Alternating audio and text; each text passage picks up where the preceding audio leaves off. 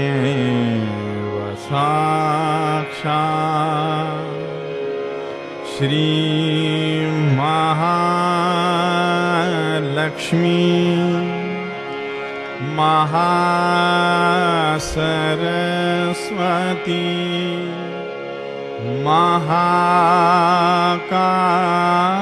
महाकाली त्रिगुणात्मिका कुंडलिनी साक्षात् श्री आदिशक्ति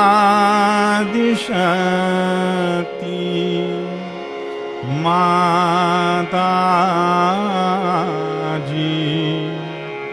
श्री निर्मला देव्यै नमो नमः।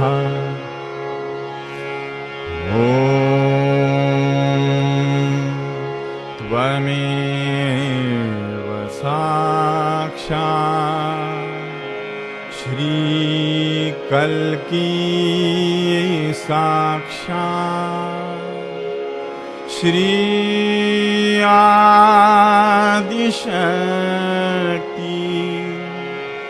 माताजी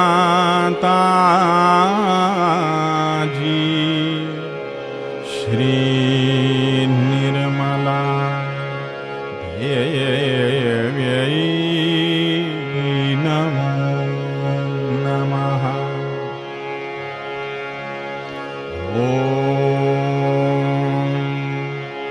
त्वमेव साक्षात् श्री कल्की साक्षात् श्री सहस्रार स्वामिनी मोक्षप्रदायिनी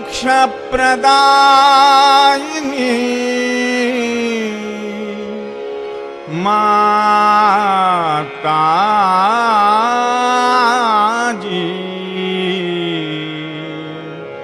श्री निर्मला देव्यै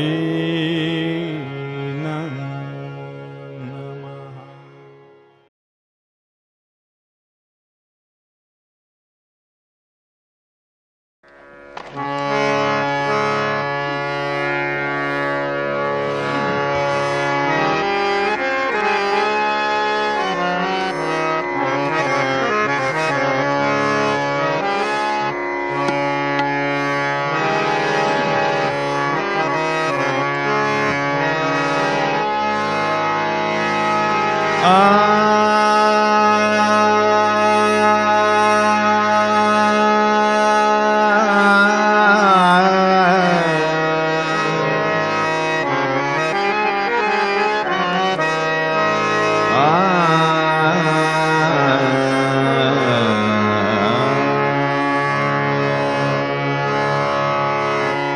Every energy center has a power. The Mooladhara, the power is Shri Ganesha, and the quality is innocence. Om Tvameva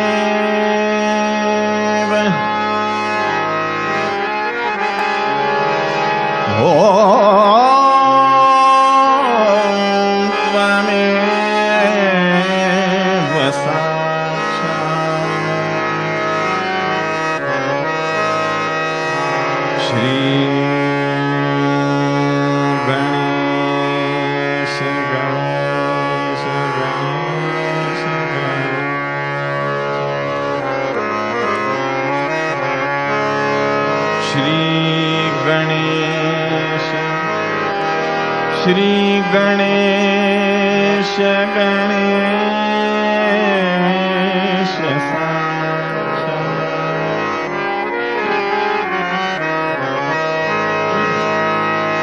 Shri Adi Shakti Mata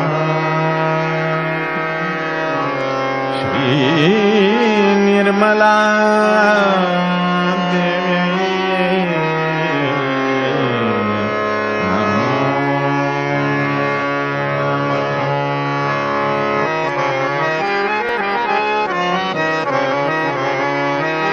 तेरो ध्यान अति पावन, तेरो ध्यान अति पावन, तेरो ध्यान अति पावन। श्री गणेश कार्तिकेय, श्री गणेश कार्तिकेय, तेरो ध्यान अति पावन, तेरो ध्यान अति पावन। श्री गणेश कार्तिकेय, श्री गणेश कार्तिकेय, गौरी माता वंदन, गौरी माता वंदन, तेरो ध्यान अति पावन, तेरो ध्यान अति पावन, तेरो ध्यान अति पावन।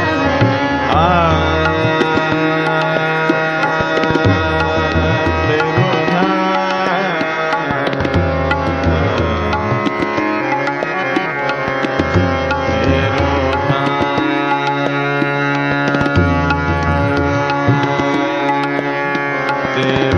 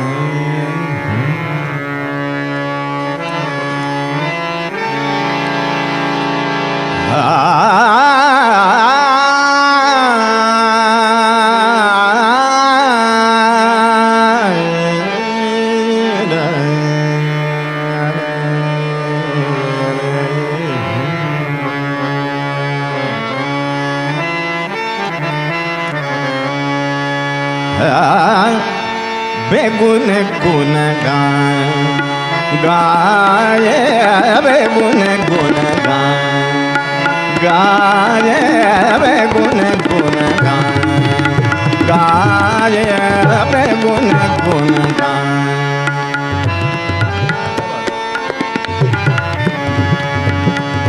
गुन गाए बेगुन गुन गाए गुन गुन गाय बेगुन गुन गाए अल्लाह के सामने जब जाओगे पूछेंगे बात बेगुन गुन गाए गुन गुन गाय बेगुन गुन गाए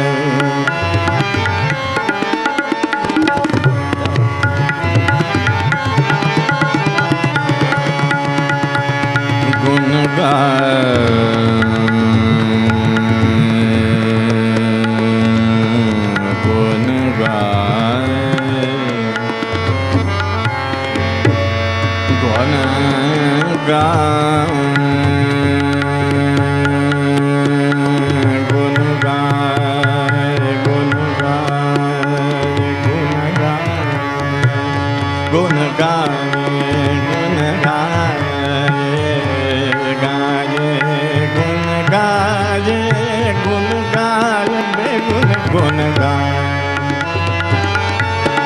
गुन गुन गाए गुन गुन गाए बेगुन गुन गाए गुन गाए बेगुन गुन गाए क्या बात अल्लाह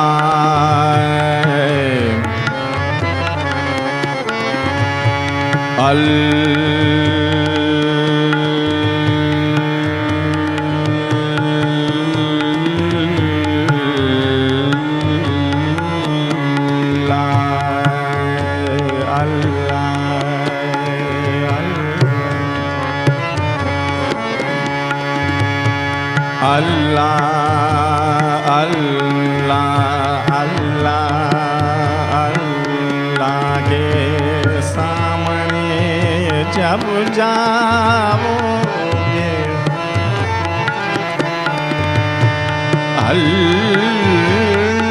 अल्लाह के सामने जब जाओगे पूछेंगे बात बात बेगुन गुन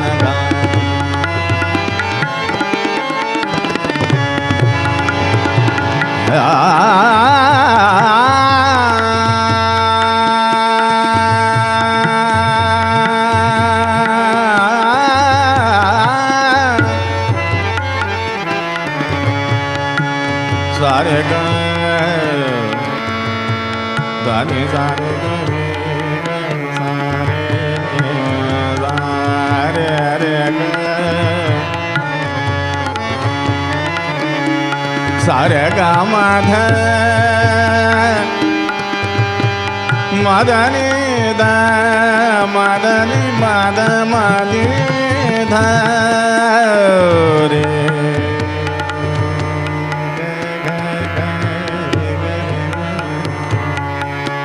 गुण गुण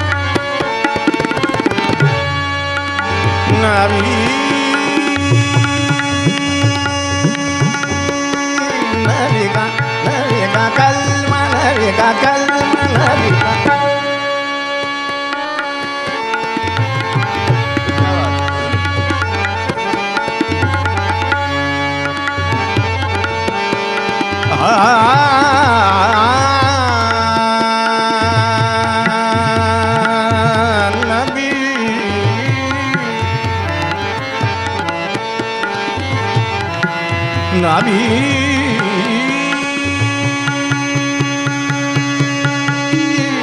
नबी का कलमा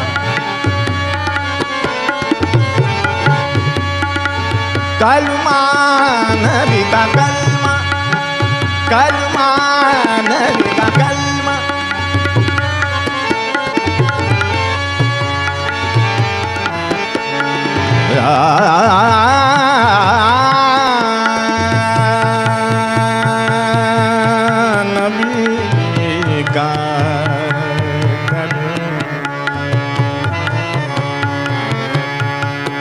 नबी का नबी का कलमा कलमा कलमा कलमा नबी का कलमा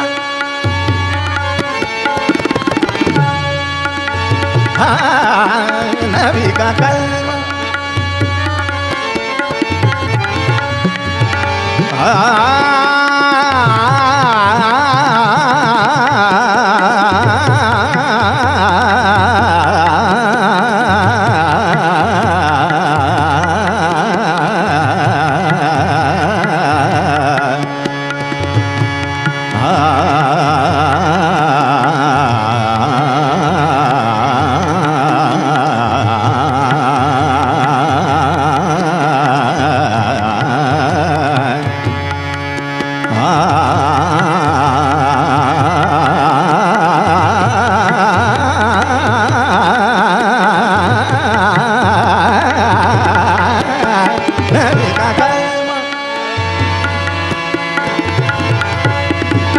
नबी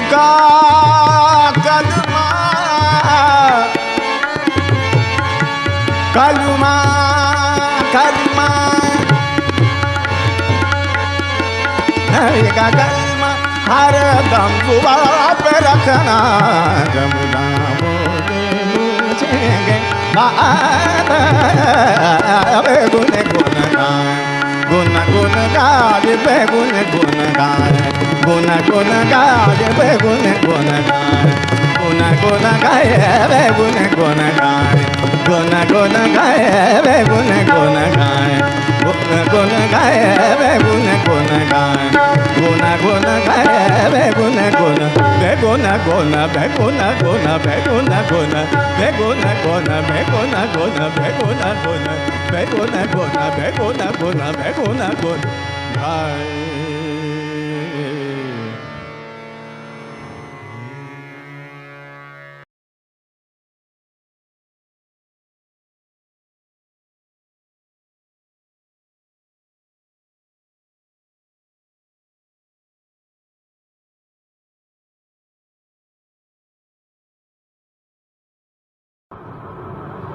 परमात्मा की सृष्टि की रचना कार्य की शुरुआत जिस टंकार से हुई उसी को हम ब्रह्मनाद तथा ओंकार कहते हैं।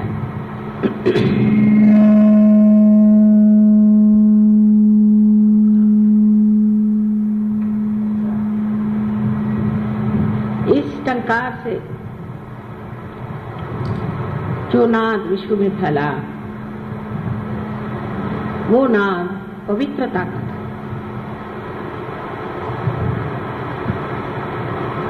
सबसे प्रथम परमात्मा ने इस सृष्टि में पवित्रता का संचारण किया।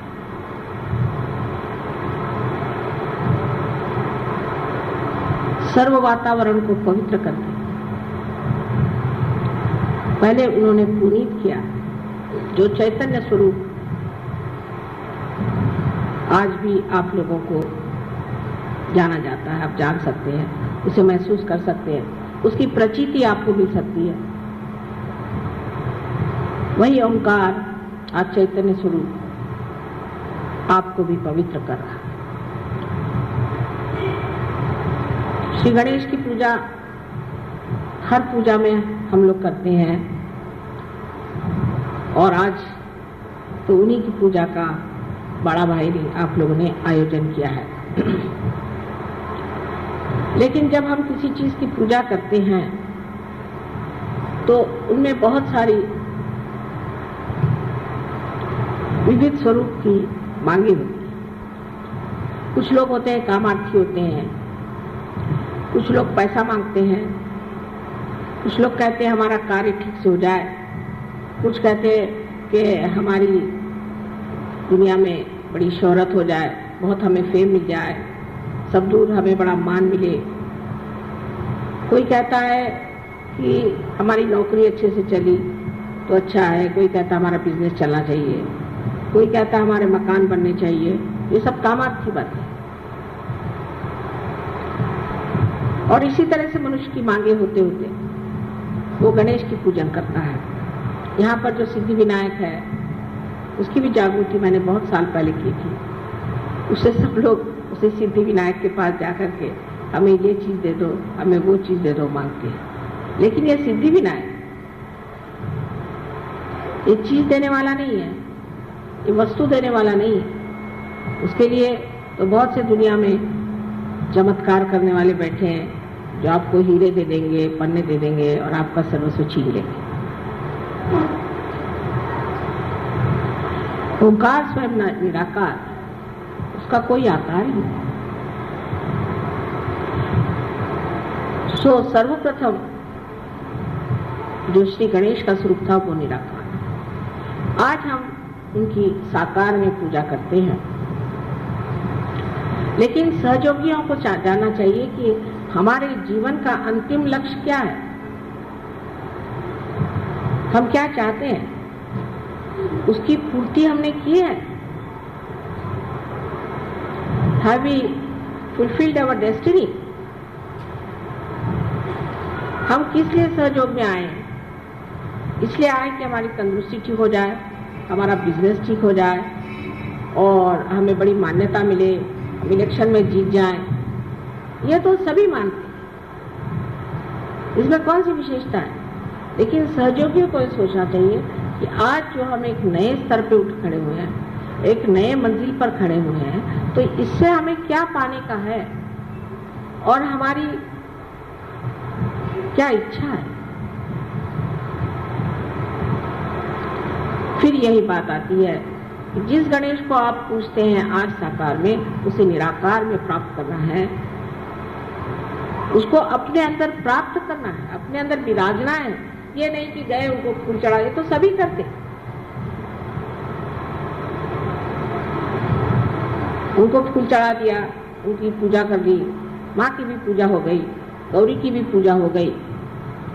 लेकिन उनकी शक्ति आपके अंदर आप संग्रहित कर सकते हैं, उसका आप परिणाम दे सकते हैं, आप उससे अपने चित्त को, अपने मन को, बुद्धि को, वाणी को भी शुद्ध कर सकते हैं।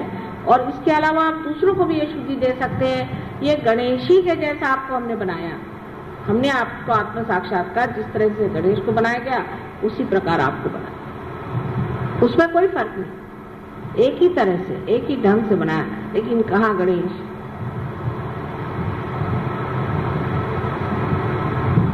सो जब आप गणेश की पूजा करते हैं तो आपको ये सोचना चाहिए कि हमें निराकार की ओर उठना है, निराकार से एकाकारिता लेनी। हम तो साकारी के पीछे में दौड़ते हैं। अभी एक साथ कोई पूरी मिली के सहयोगी पूना में आकर के मुझे कहने लगे कि मेरी तो वो भी कृष्ण पूजा भी गई क्योंकि मैं पूना नहीं आ सका, और ये भी पूजा गई। मैंने कहा ये क्यों गई? पहले मैं असल में मैं वहाँ से गणपति लेकर के आता हूँ अपने भाई के यहाँ, और हमारे 3 दिन का उत्सव होता तो गणपति लेके मैं यहाँ आया और वहाँ की तो पूजा मेरी मिस हो गई। मैंने अभी तक अज्ञान वहीं के वहाँ बैठा हुआ, यहाँ की पूजा मिस करके आप गणपति यहाँ से 10-15 रुपए का खरीद करके ले गए। गणपति को खरीदा भी जाता है, आप हमें नहीं खरीद सकते, पर गणपति को तो आप खरीद सकते हैं। और फिर जो गणपति के नाम पे जो धंधे कर रहे हैं, इसीलिए पूना में आजकल बरसात हो रही है, इससे गणपति के वो मार्ग ही बंद हो जाए। और तब तक बरसात होनी चाहिए जब तक गणपति विसर्जित नहीं होता। विसर्जन करने की जरूरत नहीं होनी चाहिए, वही भीख भाग के विसर्जित हो जाएंगे। वहां के गणपति के मैंने जो किस्से सुने, मैं तो एकदम अवाक रह गई कि श्री गणपति को बिठाया है और उनके सामने शराब पीते हैं, वहाँ बैठ के शराब पीते हैं, गंदे गंदे गाने गाते हैं, उसके आगे गंदे गंदे नृत्य करते हैं, और सब गंदी तरह की औरतें वहाँ जमी रहती हैं और सब तरह के धंधे करते हैं। ये गणपति की विटंबना होती है।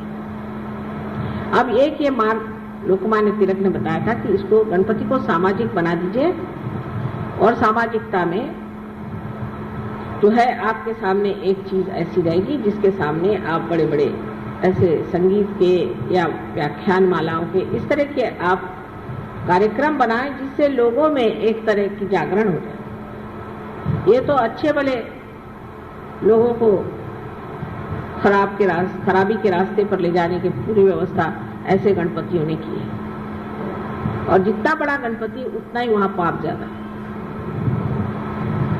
और ऐसे गणपति के सामने पाप करने से वो क्यों छोड़ेगा? वो इन लोगों को छोड़ने वाला नहीं। अब जब तक हम बैठे हैं ठीक है, लेकिन बाद में वो ठिकाना नहीं होने वाला, क्योंकि वो जानते हैं कहाँ कहाँ काम करना है और कहाँ मेहनत करनी है। और मुझे यही डर लगता है कि होने क्या वाला है।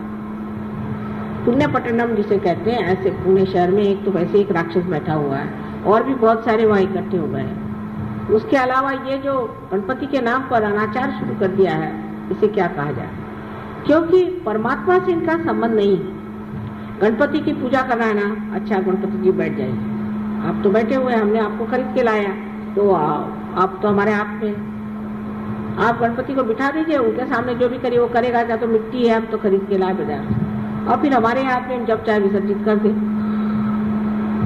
इस मनुष्य के अहंकार ने उसे इतने नीचे तक उतार दिया है कि वो भगवान के नाम पर हर तरह की बुराइयां करता है। ऐसे तो आप देख ही रहे हैं कि हर मंदिर में आप जाइए तो वहां पर देवियों के मंदिरों में भूत नचाते हैं, बिल्कुल बेशर्म जैसे, उनको कुछ मालूम नहीं कि क्या आफत आ सकती है। आज हम बहुत धर्म धर्म करके घूम रहे हैं, लेकिन धर्म का जो हाल है उधर तो किसी को ध्यान ही नहीं। अब धर्म को आप राजकारण में लाने से फायदा क्या, जब धर्म ही नहीं धर्म रहा। हर एक धर्म में है, एक धर्म में बात हो तो आदमी बात करे कि ये खराब है कि वो खराब है। हर धर्म इस तरह से चल पड़ा है। सो गणपति को जब आप लोग पूछते हैं तो आपको पता होना चाहिए आप सहयोगी हैं, आप योगी जन हैं।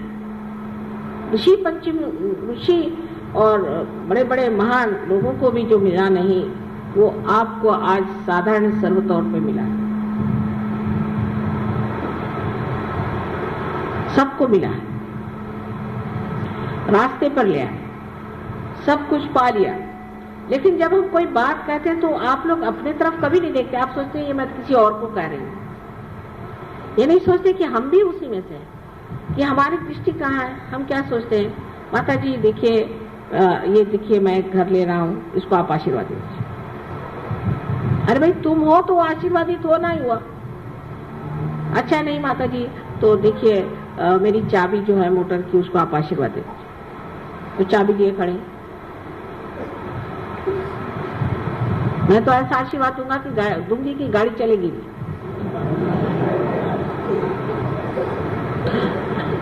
और फिर जबरदस्ती करना कि आप मेरे घर आओ, मेरे घर नहीं आओगे तो ये होगा। और वहां जाकर के सुनेंगे क्या कि मेरा बिजनेस ऐसा है, मेरा ऐसा है, मेरा वैसा। ये सहयोगियों के लक्षण नहीं है। सहयोग जो करते हैं उनको याद रखना चाहिए कि हमें निराकार में उतरना है। यानी आप निराकार नहीं होने वाले, साकार में रहते हुए ही निराकार के आप पूरी तरह से माध्यम बनने वाले हैं। आपसे तो अच्छे रेडियो है, जिसको रेडियो बना दिया। अगर सब किसी को रेडियो बनाए तो उसने अपने हाथ से रेडियो बनाया और उसको जब कनेक्शन किया तो उसमें से संगीत सुनाई देता। कोई रेडियो धूल तो नहीं फेंकता। तो सर्वप्रथम हमारे अंदर गणेश जी को हमें जगाना है, सिर्फ पूजा मात्र नहीं, लेकिन उसे अगर जगाना है तो सर्वप्रथम हमें देखना चाहिए कि हमें शुद्ध होना है, हमारे अंदर शुद्धता आनी चाहिए। सो सबसे पहली शुद्धता है कि हमारे जो मौलिक बातें हैं उसकी ओर ध्यान देना। आजकल के सिनेमा और आजकल की सब चीजें आने से हमारी आंखें तक खराब हो गई और वो अबोधिता, वो निश्चल और निर्वाज प्यार संसार से मिट गया है। कोई सोच भी नहीं सकता कि ऐसा कोई प्यार कर सकता। और इस उधेड़ गुण में मनुष्य रहता है कि किस तरह से हम इस कार्य को ऐसा करें कि जो सहयोग भी चलता रहे और हमारे ये धंधे भी चलते रहे। जैसे कल एक देवी जी आके मुझे कहने लगी कि मेरे पति एक दूसरी औरत के पीछे पागल है। मैंने कहा उसको छोड़ो। नहीं कहले, वो तो कह रहे मैं परम सहयोगी हूँ, मुझे कैवल्य मिल गया और माता जी से संबंध मेरा और है और ये संबंध मेरा और है। मगर के ऊपर चढ़ के आप नाव में नहीं उतर सकते। और जो लोग इस तरह के कामों में और इस चीज में अभी भी उलझ रहे हैं, उनको उचित है कि वो सहयोग छोड़ के और हमें रिहाई दें और अपने से छुट्टी पाए, क्योंकि उनका जो होना है वो तो होगा ही, लेकिन सहयोग बेकार में बदनाम होगा। अभी भी अगर चित्त इस तरह से उलझता है तो समझ लेना चाहिए कि जिसे कहते हैं कि बिल्कुल ही बुनियादी चीज, बेसिक्स आपने नहीं पाए हैं गणेश जी के बेसिक्स।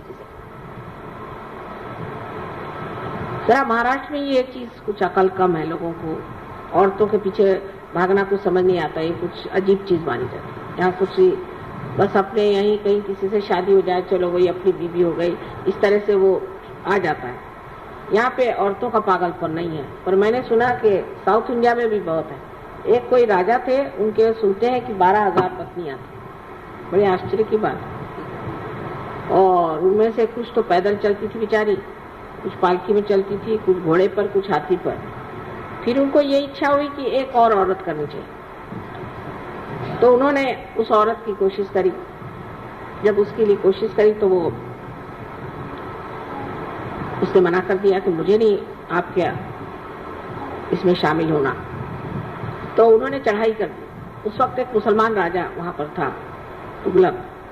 उसने उस चढ़ाई का मुंह तोड़ जवाब दिया और वो हार गया और उसकी 12,000 औरतें भी भाग गई। उसको एक औरत कठिन गई। हमारे सहयोगियों को भी समझना चाहिए कि हमें किस तरह से अपनी शक्ति को अपने अंदर पूर्णतया जीवित रखना चाहिए और किस तरह से हमें अपनी वर्जिनिटी पर, अपने कौमारी व्यवस्था पर, अपनी गौरी स्थिति पर बहुत गर्व होना चाहिए, क्योंकि यही स्त्री की शक्ति है। अगर यह स्त्री की शक्ति छिन जाती है तो फिर ऐसी स्त्री किसी काम की नहीं रह जाती और इसीलिए ऐसी स्त्री को कोई पूछता भी नहीं और उसे मानता भी नहीं। हालांकि आजकल आप दुनिया में देखते हैं कि लोग जो हैं, बहुसंख्य लोग जो हैं, बहुसंख्य ये लोग ऐसी औरतों को मानते हैं जो बिल्कुल मशहूर कहना चाहिए गदगी से लबालब है, जिनमें पवित्रता छुई भी नहीं। सो ये जो बहुसंख्य हैं, ये एक ही मार्ग से जा रहे हैं अपने नर्क की ओर। बहुसंख्य जाएंगे और वहाँ बहुसंख्यों का जो हाल होने वाला है वो मुझे आज ही दिखाई दे रहा है। बहरहाल आप बहुसंख्य नहीं, आप अल्पसंख्य हैं और आपकी स्थिति और है। इसलिए जान लीजिए कि इस तरह के कामों में उलझना आपको बिल्कुल शोभा नहीं देगा। और अभी भी थोड़े थोड़े लोगों में मैं देखती हूँ उनका चित्त इधर उधर बहुत घूमता है। ये तो सबसे प्रथम चीज हमें जाननी चाहिए कि हमारी नैतिकता जो है, कम से कम हमारी नैतिकता ठीक होनी चाहिए। अब दूसरी जो चीज हिंदुस्तानियों में है, खास करके जो परदेश में छूटी है, उनका नैतिकता का बल कम है, लेकिन भौतिकता का बल वहाँ जबरदस्त है, क्योंकि उनको भौतिक चीजों में कोई दिलचस्पी नहीं, भौतिक चीज उनको कोई मनोरंजक नहीं लगती। पर हिंदुस्तानियों की तो आके हर एक दुकान में जब तक उसका सब एडवर्टीजमेंट पढ़ के वो न हो जाए तब तक उनको चैन नहीं आता। हर पीछे मुड़ मुड़ के पढ़ेंगे हर एडवर्टीजमेंट, यहाँ क्या मिलता है, वहाँ क्या मिलता है, यहाँ क्या खरीदना, वहाँ क्या। और जब परदेश में भी ये जाते हैं तो बाजारी की धुन में रहते हैं, बहुत शर्म आती है। और जब यहाँ से भी परदेश में जाते हैं, जो शादी वादी होकर जाते हैं, वो तो इस कदर भौतिक लोग होते हैं, कुछ समझ में नहीं आता कि इनकी भौतिकता क्या है। गणपतिपुणे में भी ऐसा दिखाई देता है कि लोग यानी ये कि भाई साहब हमें एक चीज मिली है लेकिन अभी तक हमें ये चीज नहीं मिली तो ये भी दे दीजिए। कितना ओछा, सब पैर की ठोकर पे होना चाहिए। तब आपने कहीं अपनी आंख उस निराकार की ओर उठाई कि जहां सारी भौतिकता ठोकर पे। जब तक ये शान आपके अंदर नहीं आएगी तो आप कहाँ के सहयोगी हो सकते हैं। तुकाराम को देखिए, ठीक है आप जिस पोजीशन में हैं उसके तरह से रहिए। जैसे राजा जनक थे, राजा थे तो राजा बन के रहते थे, पर सब ठोकरों पे चीजें रखते थे। और जब तक आपके अंदर ये भौतिकता बंधी हुई है तो आपका पहला ही जो चरण है वो मंदिर में ही नहीं आ सकता। श्री गणेश ठीक है, माँ है वो देना चाहती है, क्योंकि इसी तरह से तो मैं जता सकती हूँ कि आपको प्यार करती हूँ, लेकिन इसका मतलब नहीं कि मेरे लिए वो बहुत बड़ी चीज है। बहुत बार शब्दों से नहीं कहा जा सकता। मेरे कटाक्ष को आप समझ नहीं पाते, तब हो सकता है चीजों से ही मैं जाहिर करना चाहती हूँ कि मैं आपके साथ हूँ और आप मेरे साथ हैं, आप मेरे बच्चे हैं। लेकिन इसका मतलब नहीं कि आप पागलों जैसे भौतिकता पे लुटे रहे। और कभी कभी तो इतना कमाल होता है कि किसी को कोई चीज दे भी दो तो कहते साहब ये तो चीज मैं पहनती नहीं हूँ, मुझे ये चीज नहीं चाहिए, मुझे दूसरी चीज वैसी मैं पहनती। धन्य आप। अरे भाई, शबरी के जिन्होंने झूठे बेर खाए, विदुर के घर जिन्होंने जाके साग खाया, ऐसे सब महान हमारे साथ लोग हैं और आपके सामने भी हैं, आपसे कोई छिपे नहीं। तब फिर इस तरह की बातें करना, ओछापन, छोटी चीज, अगर माने छोटी सी भी चीज देती तो वो बहुत ऊंची समझ के सर पे रखना, ये तक अगर आपको नहीं आता है तो आपकी सारी फैशन और आपके सब बेकार।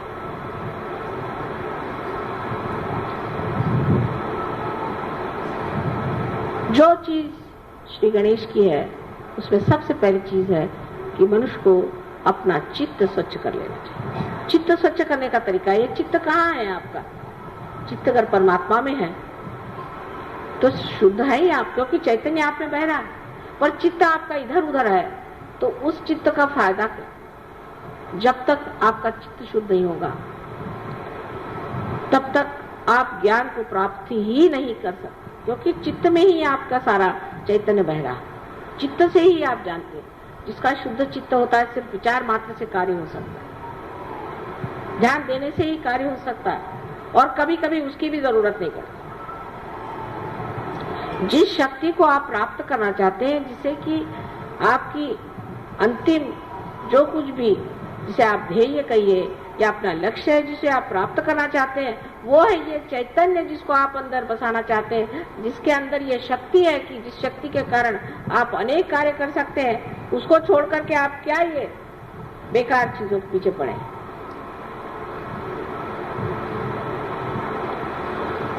चित्त सारा इसमें रहेगा कि सहयोग में आने से हम कितने रुपए पैसे कमा सकते हैं, नहीं तो क्या क्या चीज मार सकते हैं। उससे जरा ऊंचे उठे तो इस पे चित्त रहेगा कि हम किस तरह से अपनी बीमारी ठीक कर लें। उसके बाद और चित्त उठा तो ज्यादा से ज्यादा ये कि माँ के दर्शन होने चाहिए।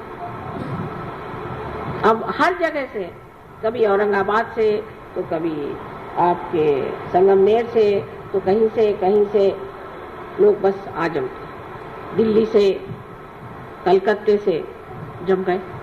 हम जान करके मुद्दा मराठी में शब्द है, इसका कोई और वो नहीं है, पर्याय नहीं। मुद्दामू जान करके हम आए। क्यों आए भाई? मेरे पास टाइम नहीं है यहाँ मुद्दामू आए कि सबसे लड़ाई करने का, कि माँ के दर्शन, हम दर्शन करें। दर्शन तो तुम्हारे हृदय में ही हो सकते हैं। अरे तुमको इतनी शक्ति दे दी, उसके ही दर्शन करो, वो बहुत है। हम तो शक्ति ही है ना, हमें निराकार में तुमने प्राप्त नहीं किया है, इसलिए दर्शन चाहिए। फिर बैठ करके घंटों इधर की बात उधर की बात समय बर्बाद करना क्या जरूरत है? शक्ति स्वरूप होने में आप स्वयं शक्ति हो सकते हैं, लेकिन ये रुकावटें कब जाएंगी और कब हम समझेंगे कि हम स्वयं वो शक्ति स्वरूप हो सकते हैं और हमारे अंदर इतनी शक्तियां हैं, उसके अंदर हमें रमान होना चाहिए, जिसके कारण कुछ भी न करते हुए सारा काम हो जाए। लेकिन ये विचार दिमाग में नहीं आ सकता आसानी से। अज्ञान ही नहीं है, सिर्फ अज्ञान हो तो मैं कहूँ ठीक है, सिर्फ अज्ञान ही, अज्ञान ही नहीं है, लालच जो जकड़े हुए हमें, और दूसरी ममता माया, ये मेरा लड़का, ये मेरा बेटा, ये मेरी बेटी। और जिस वक्त आप इसे सोचते हैं तब ये सोचना चाहिए कि हम माँ के भी तो बेटे हैं, उनकी भी तो बेटी हैं, और उनके ही हम आप बेटे हैं। सहयोग में आने के बाद आपका जीवन बदल गया, आप दूसरे खानदान में चले गए, आपका घर बदल गया, आपका गोत्र बदल गया, आपकी जाति बदल गई, आपका धर्म बदल गया, आप पूरी तरह से बदल करके एक नए हो गए, नए मानव हो गए हैं। वो क्यों? क्योंकि आपकी माँ जो है उसने आपको जागृति दी, तो आप सब पूरी तरह से बदल गए। जैसे एक गणेश जी को बनाने से हमारे हजारों काम, करोड़ों काम हो जाते हैं, क्योंकि उनके अंदर पूर्णतया माँ पे ही श्रद्धा, माँ के ही लिए सब पूर्णतया शरणागत होने की स्थिति है। सो जब तक वो शुद्धता हमारे हृदय में नहीं आएगी, जब तक हमारे मन में हम उस शुद्धता को प्राप्त नहीं करेंगे, तब तक वो शरणागति आएगी नहीं। ये तो ऐसा ही है कि जब तक आप गंगा पर नहीं जाएंगे और उसमें गगरी नहीं डुबाएंगे और गगरी के अंदर अगर जगह नहीं होगी तो उसमें पानी कैसे आएगा? ये सीधा हिसाब। सो जरूरी है कि हम अपने चित्त को शुद्ध करें, और चित्त को शुद्ध करके वो शुद्ध चित्त ही हम अपने माँ को दे सकते हैं। अशुद्ध चीज से तो हमें तकलीफ ही होती रहती है, और जब शुद्ध चित्त होता है तो आपको आश्चर्य होता है कि आप स्वयं ही एक पुष्प की तरह महकते रहते हैं।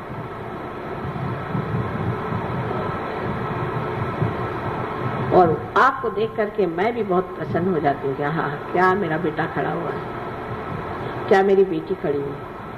और सब चीजों से मुझे प्रसन्न नहीं होता कि आप बड़े अच्छे कपड़े पहन के मेरे सामने खड़े हो जाएं, सूट बूट पहन के या बाल कटा के, मुंह में लिपस्टिक लगा के, उससे मुझे बिल्कुल प्रसन्नता नहीं होती। उल्टे मुझे लगता है ये जा रहे, अब रास्ते से हट रहे। इस तरह की जो आधुनिकता है उसे प्राप्त कर लेना, गणेश के ओर से मुंह मोड़ लेना है। उसकी क्या जरूरत है? वो तो पुरातन है और हम भी बहुत ही पुरातन हैं। इसलिए अगर आप हमारे बेटे हैं और हमारी बेटियां हैं तो जिस संस्कृति को हम पुरातन मानते हैं उसी से आपको चलना होगा और रहना होगा।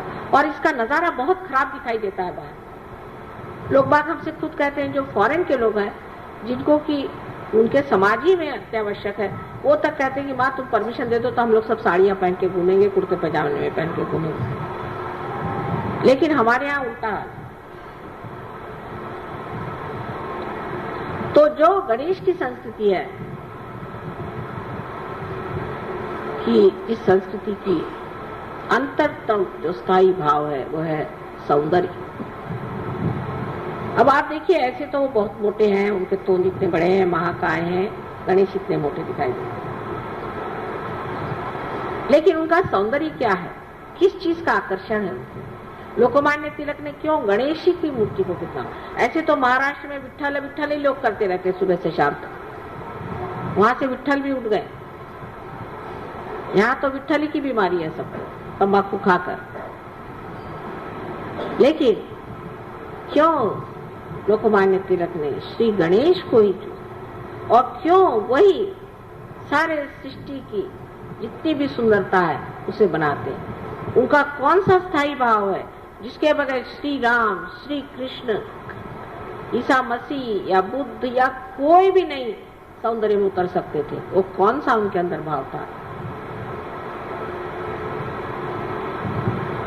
उनके अंदर वही बाल्य स्वभाव, एक बालक का स्वभाव, इसमें अबोधिता, इनोसेंस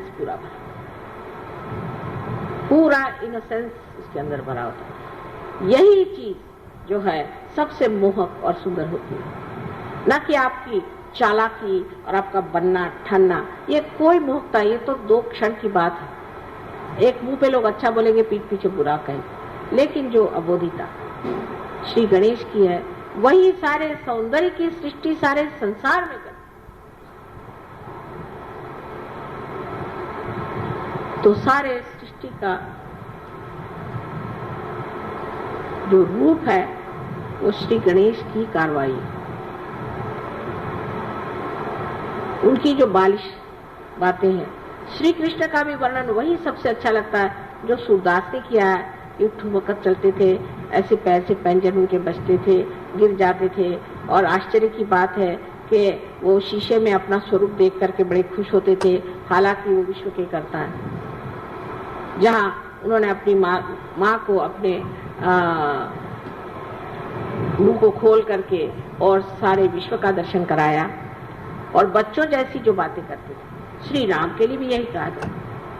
ईसा मसीह के बारे में लोगों ने उनका बचपन बताया नहीं, लेकिन उनका बचपन श्री गणेश के रूप में आप जान सकते हैं। और इसीलिए जहाँ जहाँ बचपन का लोगों ने उल्लेख नहीं किया तो बड़ी भारी गलती कर गए, क्योंकि ऐसे लोगों में आनंद और उल्लास नहीं होता, रोने धोने का धर्म बन गया।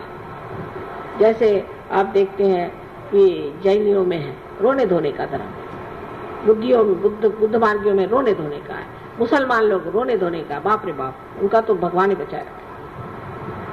और ईसाइयों का तो बहुत ही रोने धोने का।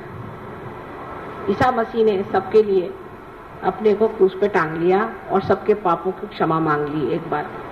अब आपको आश्चर्य होगा, ऐसी ऐसी जगह है जहाँ ईसा मसीह को तो टांग नहीं सकते तो खुद ही टंग लेते हैं, और बड़े प्रोसेशन के साथ वो टंगा हुआ आदमी सब दूर घुमाया जाता है। बताइए, इस तरह के तमाशे करने से क्या आप ईसा मसीह को प्राप्त कर सकते हैं? सो जो आनंद है, उस आनंद के प्राप्त करने के लिए सर्वप्रथम आपको गणेश जी जैसे होना चाहिए। उसकी ओर कौन ध्यान देता है? आज पूजा के बाद भी क्या आप सोचेगा कि माँ ने हमसे बताया कि हमें गणेश जी जैसे अबोध होना चाहिए। चलो कोई आपको ठग भी लो, हमें भी बहुत लोग कहते हैं कि माँ बहुत सीधी हैं, आप बहुत भोली हैं, आपको लोग ठग लेते हैं। मुझे ठगने वाला अभी तक पैदा नहीं हुआ, लेकिन मैं जानू तो कि तुम कैसे ठग हो, नहीं तो मैं जानूंगी कैसे कि ठगी क्या होती है, क्योंकि मुझे तो मालूम ही नहीं ठगी चीज क्या होती है। जब ये मुझे ठगते हैं तब मुझे पता रहता कि ये ठग है और ये ठगी होती है। फिर उधर चित्त देने से वो ठग भी खत्म हो जाता है और ठगी भी खत्म हो जाती है।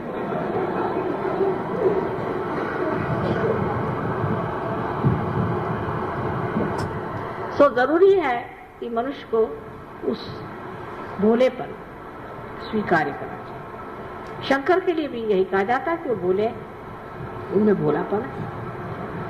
कौन सी ऐसी देवता है जिसमें भोलापन नहीं? देवी के लिए कहते हैं कि जिस वक्त उनको बहुत क्रोध आया और उन्होंने सारी सृष्टि का संहार करने का विचार कर दिया, बिल्कुल तंग आ गए, तब सब लोग ने हाहाकार मच गया कि जब माँ ही बिगड़ गई तो अब क्या होगा हमारा। और सबको लगा कि अब तो हम सर्वनाश हमेशा के लिए हो जाएगा और फिर से सृष्टि की रचना ही नहीं हो। उस वक्त शंकर जी को एक बात सूझी कि उन्हीं के बच्चे को उनके पैर के नीचे में डाल दिया पहले, कि तोड़ना है तो इसी बच्चे को तोड़ो। इतनी बड़ी जीभ उनकी निकल आई, बाप रे, मैं अपने बच्चे को ही मिटा रही। ये बच्चों के तरफ से जो हमारे लिए एक तरह से प्यार, आह्लाद, एकता और जो जिसे हम कहते हैं एकाग्रता, समग्रता, ये प्राप्त हो।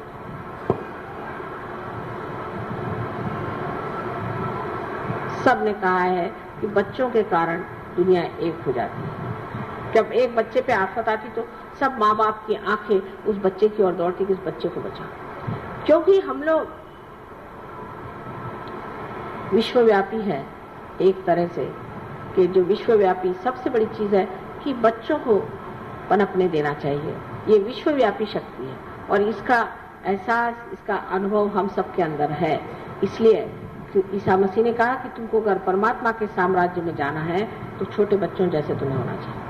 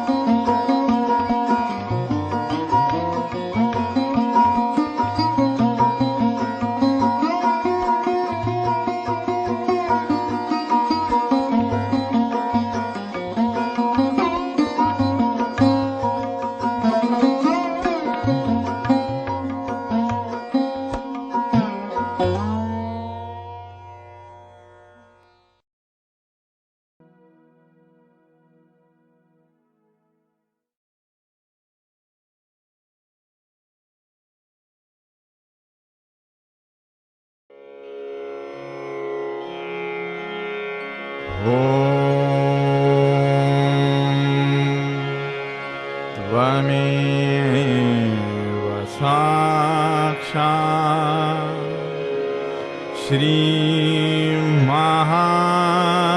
श्रीमहालक्ष्मी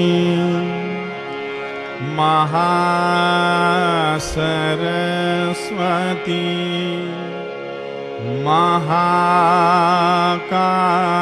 महाकाली त्रिगुणात्मिका कुंडलिनी साक्षात् श्री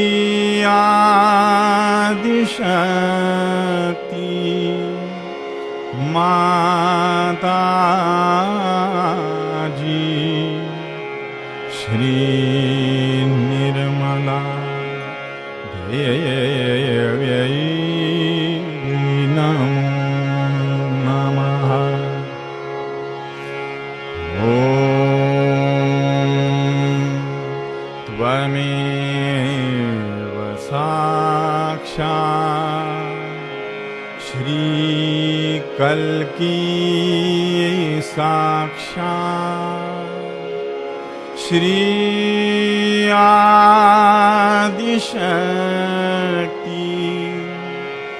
माता जी श्री निर्मला देव्यै नमो नमः।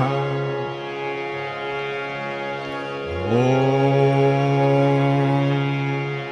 त्वमेव साक्षात्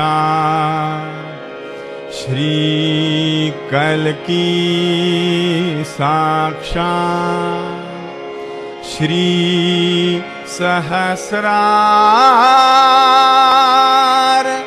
स्वामिनी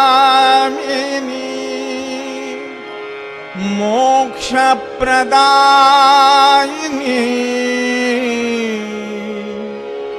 माता जी श्री निर्मला देव्यै नमो नमः। श्री निर्मला देव्यै नमो नमः। श्री निर्मला देव्यै नमो नमः। बोलो श्री भगवती माता जी श्री निर्मला देवी की जय।